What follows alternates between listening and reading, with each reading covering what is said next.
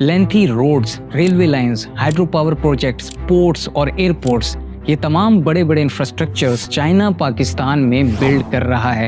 इन तमाम इंफ्रास्ट्रक्चर्स को CPEC project की वजह से बनाया जा रहा है। आखिर चाइना इतने सारे प्रोजेक्ट्स पाकिस्तान में क्यों बना रहा है? इसके पीछे असल वजह क्या है? क्या चाइना पाकिस्तान पर और इसके नेचुरल रिसोर्सेज पर कब्जा करने का जाल फैला रहा है, या फिर चाइना पाकिस्तान का हकीकी दोस्त होने का सबूत दे रहा है? ये सीपेक आखिर है क्या और इसकी वजह से पाकिस्तान के लिए क्या क्या प्रॉब्लम्स पैदा हो रहे हैं, जानते हैं इस वीडियो में। Because it's clear, or it needs to be clear, that CPEC is not about aid. This is almost always the form of loans or other forms of financing, often non-concessional, with sovereign guarantees or guaranteed profits for Chinese state-owned enterprises that are repatriated to China. CPEC China Pakistan economic corridor 3000 kilometre पर फैला Chinese infrastructure का एक network है जो पाकिस्तान में मुकम्मल किया जाएगा। सीपेक में मुख्तलिफ किस्म के प्रोजेक्ट्स पर काम किया जा रहा है, जैसे गवादर पोर्ट और गवादर सिटी का बनाना। इसमें बहुत सारे roadway projects, railway projects, energy sector projects, agriculture, aquaculture और साइंस एंड टेक्नोलॉजी के प्रोजेक्ट्स शामिल हैं। पाकिस्तान में बनाए जाने वाले इन सी बेस्ड और लैंड बेस्ड चाइनीज इंफ्रास्ट्रक्चर का मकसद ये है कि चाइना जो मिडिल ईस्टर्न कंट्रीज से ऑयल खरीदता है, उसको चाइना तक पहुंचाने का जो सफर है वो कम से कम हो जाए, जिससे जाहिर है कि चाइना को इंपोर्ट किया हुआ ऑयल और ज्यादा सस्ता पड़ेगा और कम वक्त में वो इन्हें मिल भी जाएगा। सीपेक से पहले चाइना अपनी मिडिल ईस्टर्न कंट्रीज से एनर्जी की सारी इंपोर्ट्स स्ट्रेट्स ऑफ मलाक्का के रूट से करता था, जो मलेशिया और इंडोनेशिया के दरमियान से गुजरता है।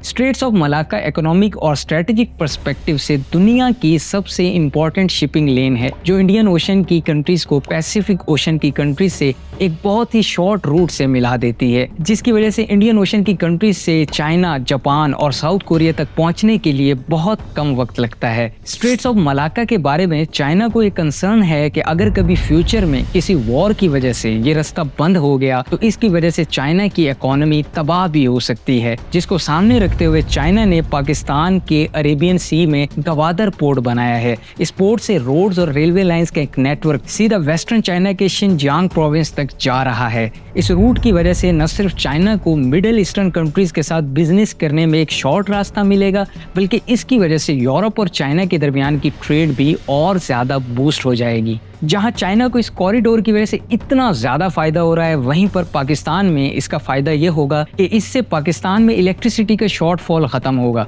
इंफ्रास्ट्रक्चर डेवलप होगा और पाकिस्तान का ट्रांसपोर्टेशनल नेटवर्क मॉडर्नाइज होगा। इसके साथ साथ ये भी कहा जाता है कि इस वक्त पाकिस्तान की जो इकोनॉमी है वो एग्रीकल्चरल बेस्ड है, यानी हमारी इकोनॉमी का ज्यादातर हिस्सा एग्रीकल्चरल प्रोडक्ट्स पर डिपेंड करता है, वो इंडस्ट्रियल बेस्ड हो जाएगा, यानी पाकिस्तान में ज्यादा इंडस्ट्रीज होंगी। पाकिस्तानी ऑफिशियल्स ने सीपेक के बारे में ये प्रेडिक्ट किया था कि इसकी वजह से पाकिस्तान में 2015 से 2030 के दरमियान 23 लाख जॉब्स पैदा होंगी। सीपेक जहां चाइना की इकोनॉमिक ग्रोथ को कई गुना बढ़ा देगा, वहीं यह पाकिस्तान के लिए बहुत से मसाइल भी पैदा कर रहा है, जो आने वाले वक्त में पाकिस्तान के लिए बहुत खतरनाक साबित हो सकते हैं। इनमें सबसे पहला प्रॉब्लम है no check and balance.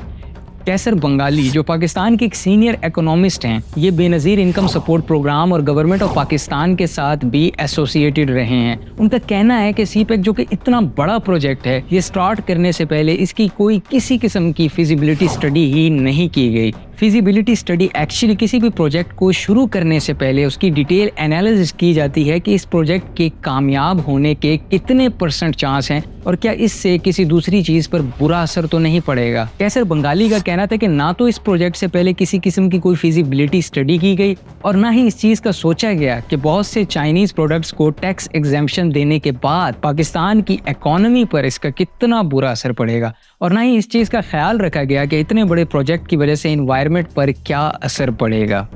CPEC से रिलेटेड दूसरा बड़ा मसला है चाइनीज इंटेंट। गवादर पोर्ट को यूं तो कमर्शियल पर्पसेस या बिजनेस के लिए डेवलप किया जा रहा है, लेकिन कुछ लोगों का ये भी मानना है कि चाइना फ्यूचर में इसे एक well equipped military naval base में भी कन्वर्ट कर सकता है। चाइना के मिलिट्री एनालिस्ट और हाई रैंकिंग ऑफिशियल्स ने गवादर पोर्ट की जियो स्ट्रेटेजिक इंपॉर्टेंस को काफी जगह पर हाईलाइट किया है और वो ये भी चाहते हैं कि चाइना को यहाँ पर एक नेवल बेस बनानी चाहिए। कुछ एक्सपर्ट्स का ये भी मानना है कि चाइना मुख्तलिफ कंट्रीज को अपने साथ मेगा प्रोजेक्ट्स में इन्वॉल्व करने के बाद उन्हें चाइना में वीगर सिचुएशन पर चुप करा देता है। इसकी मिसाल एक्सपर्ट्स यूं देते हैं कि पाकिस्तान के मुख्तलिफ प्राइम मिनिस्टर्स फलस्तीन और रोहिंग्या में होने वाले मुसलमानों पर ह्यूमन राइट वायलेशंस की बात करते हैं, लेकिन चाइना के शहर वीगर में मुसलमानों पर होने वाले जुल्म पर कभी बात करते दिखाई नहीं देते। जैसे 2022 में वेस्टर्न कंट्रीज चाइना के वीगर के मुसलमानों पर होने वाले जुल्म और ह्यूमन राइट वायलेशंस पर डिबेट करना चाहते थे, जिसे पाकिस्तान समेत बहुत सी कंट्रीज ने रिजेक्ट कर दिया था। सीपेक से रिलेटेड तीसरा मसला है डेट ट्रैप। सीपेक चाइना के one belt one road plan का सबसे अहम हिस्सा है। इसके इनिशियल प्रोजेक्ट्स की वर्थ $40 बिलियन है, जो कि पाकिस्तान की 1970 से अब तक की गई तमाम फॉरेन इन्वेस्टमेंट्स के बराबर बनती है। चाइना पाकिस्तान में जो सीपेक के लिए पैसा लगा रहा है वो दो तरीकों से लगा रहा है। इनमें से कुछ पैसे चाइना पाकिस्तान को डेट के तौर पर दे रहा है और कुछ पैसे इक्विटी के तौर पर। ये कहा जाता है कि ये डेट पाकिस्तान को 7 से 8% इंटरेस्ट रेट के साथ हर साल अदा करना है, जबकि जो इक्विटी कंपोनेंट्स हैं यानी कि वो चीज़ें जिसमें पाकिस्तान भी हिस्सेदार है, उससे पाकिस्तान को हर साल 17% रिटर्न मिलेगा। जबकि हमारी गवर्नमेंट ये क्लेम करती है कि चाइना के ये लोन 20 से 25 साल के दरमियान सिर्फ 2% इंटरेस्ट रेट के साथ वापस करने हैं। पाकिस्तान के लिए चौथा मसला है लोन रिटर्न करने का। सीपेक के मामले में कुछ एक्सपर्ट्स पाकिस्तान का कंपैरिजन श्रीलंका से करते हैं। श्रीलंका ने अपने शहर हम्बनटोटा में चाइना से भारी लोन लेकर 2 एक्सपेंसिव प्रोजेक्ट्स बनाए, जिसमें एक पोर्ट था और दूसरा एयरपोर्ट। जब श्रीलंका चाइना को $6 बिलियन का लोन वापस नहीं कर सका, तो श्रीलंकन अथॉरिटी इन पैसों के बदले अपना बनाया जाने वाला ये पोर्ट और इसके आसपास की 15,000 एकड़ जमीन चाइना को 99 साल के लिए लीज पर दे दी। इसके अलावा बाकी दूसरी कंट्रीज जैसे मलेशिया और कोलंबिया की हिस्ट्री से पता चलता है कि चाइना के ऐसे बड़े बड़े प्रोजेक्ट्स में करप्शन और मिसमैनेजमेंट के चांसेस भी बहुत ज्यादा बढ़ जाते हैं, जिसकी वजह से किसी भी मुल्क के नेचुरल रिसोर्सेज और खुद मुख्तारी खतरे में पड़ जाती है। यहाँ पर यह बात भी वर्थ मेंशनिंग है कि पाकिस्तान ने भी गवादर पोर्ट चाइना को 40 साल के लिए लीज पर दिया हुआ है। पाकिस्तान के लिए पांचवा मसला है ट्रेड इम्बैलेंस का। पाकिस्तान के लोकल ट्रेडर्स भी सीपेक को पाकिस्तान की ट्रेड के लिए एक बहुत बड़ा खतरा समझते हैं। चाइनीज एक्सपोर्ट जैसे कि ऑटोमोबाइल्स, वेपन्स, होम अप्लायंसेज और एग्रीकल्चरल प्रोडक्ट्स कराकोरम हाईवे के जरिए पाकिस्तान की डोमेस्टिक मार्केट में आ जाते हैं। चूंकि ये चीज़ें पाकिस्तान में बनाई गई चीज़ों से ज़्यादा सस्ती होती हैं, तो लोग पाकिस्तान की चीज़ों के बजाय इन्हें खरीदते हैं। पाकिस्तान में किसी भी चीज़ को बनाने में प्रोडक्शन कॉस्ट ज़्यादा आती है इन कंपेरिजन टू चाइना के, जिसकी वजह से पाकिस्तान की ट्रेड इम्बैलेंस हो सकती हैं। और न सिर्फ पाकिस्तान डोमेस्टिक मार्केट बल्कि पाकिस्तान की इंटरनेशनल मार्केट में भी ट्रेड खतरे में पड़ सकती है। पाकिस्तान के लिए छठा मसला है बलोच लोगों की नाराजगी। सीपेक के लिए सबसे बड़ी रुकावट वहाँ के गरीब बलोच रिहायशी हैं। उनका मानना है कि बलूचिस्तान में बेतहाशा नेचुरल रिसोर्सेज होने के बावजूद उन्हें बुनियादी सहूलियात तक मुहैया नहीं है, जैसे पीने का साफ पानी, पावर सप्लाई, एजुकेशन और हेल्थ फैसिलिटीज़ वगैरह। इसके अलावा बलूचिस्तान के कुछ लोगों का ये भी मानना है कि इन प्रोजेक्ट्स में बलूचिस्तान के लोगों को जॉब्स प्रोवाइड नहीं की जाती, बल्कि दूसरे प्रोविंसेस से या चाइना की अपनी लेबर इन प्रोजेक्ट्स पर काम करने के लिए आते हैं, जिसकी वजह से बलूचिस्तान में बेरोजगारी भी बढ़ती जा रही है। कुछ बलोच नेशनलिस्ट सीपेक के अगेंस्ट हैं, क्योंकि उनका मानना है कि इस प्रोजेक्ट की वजह से बलूचिस्तान के नेचुरल रिसोर्सेज जिन पर बलूचिस्तान के लोगों का हक है वो उनसे छीन लिए जाएंगे। और कुछ लोगों का ये भी मानना है कि सीपेक एक कॉन्स्पिरेसी है, जिसका बहाना बनाकर गवर्नमेंट ऑफ पाकिस्तान दूसरे शहरों से लोगों को यहाँ मुंतकिल करना चाहती है, ताकि बलूचिस्तान में बलोच रेजिडेंट्स की तादाद कम हो जाए। 2016 में federation of Pakistan chambers of commerce and industry FPCCI ने एक रिपोर्ट रिलीज की थी, जिसमें बताया गया था कि किस रेट से चाइनीज बलूचिस्तान में आ रहे हैं। इस रिपोर्ट के मेंबर्स के मुताबिक 2048 तक बलूचिस्तान में काम करने वाले चाइनीज की पॉपुलेशन वहाँ के बलोच सिटीजन से भी ज्यादा हो जाएगी। पाकिस्तान के लिए सातवां मसला है गवादर के लोगों के मसाइल को हल करना।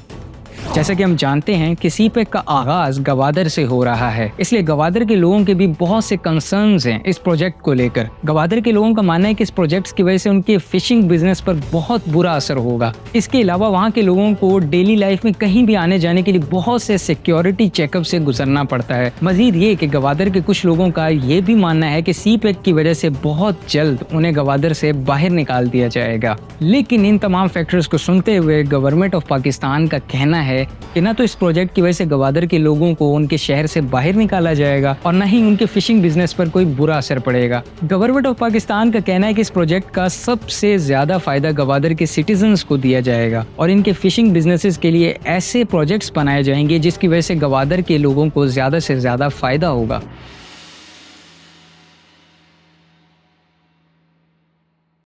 दोस्तों, जैसे कि आपने इस वीडियो में देखा कि सीपेक से बनने वाले प्रोजेक्ट से चाइना की इकोनॉमी को बहुत बड़ा फायदा होगा, जबकि इसकी वजह से पाकिस्तान में सिर्फ इंफ्रास्ट्रक्चर ही डेवलप होगा और वो भी लोन पर। एक बात याद रखें, दुनिया में कोई भी मुल्क दूसरे मुल्क का सच्चा खैरख्वाह नहीं होता। हर मुल्क पहले अपने मुफाद और एडवांटेजेस को सामने रखता है, फिर दूसरों के मसले देखता है। मेरा मानना है कि पाकिस्तान को किसी तरह से ये इंफ्रास्ट्रक्चर्स खुद डेवलप करना चाहिए थे और गवादर के रास्ते के जरिए ट्रेड करने पर दूसरी कंट्री से पैसे चार्ज करने चाहिए, जिससे न सिर्फ पाकिस्तान में ज़्यादा जॉब्स क्रिएट होंगी बल्कि इसके साथ साथ पाकिस्तान की इकोनॉमी को भी डायरेक्ट फ़ायदा होगा। अब ये कैसे मुमकिन है, इस पर हम किसी दूसरी वीडियो में डिटेल से बात करेंगे। अगर आपको मेरी वीडियो पसंद आई हो तो इसे लाइक करें और अगर आप चैनल पर नए आए हैं और आपको ये वीडियो पसंद आई है तो माई रॉकेट साइंस चैनल को सब्सक्राइब करें। मैं आपको मिलता हूँ अगली वीडियो में। खुदा हाफिज़।